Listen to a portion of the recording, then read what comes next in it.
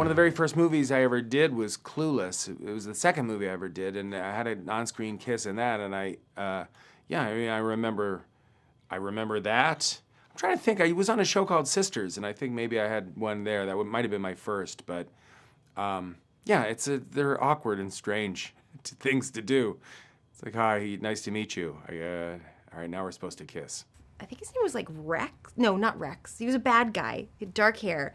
And I had to put a lime or a lemon wedge in my mouth, and then I had to put it into his mouth with my mouth, and then I had to take it out of his mouth, and then I had to replace the lime with my mouth.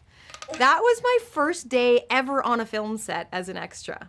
That's what I had to do. It was my first job, actually, and we didn't do it was a whole love scene, so the kiss was the last thing I was thinking about. It's like, we had to do this and do this, I was like, okay, wow, It wasn't scripted as such, but he came in and Gwen Verdon was there and Nick Cage was there and I was like in like lingerie and like stockings.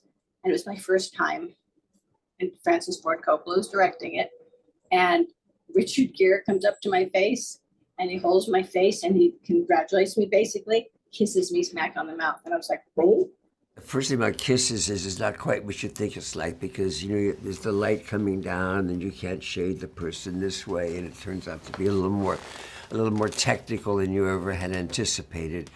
Sort of lacked that sort of naturalism that you hoped would get. But then a few kisses later in the career, you kind of get it down.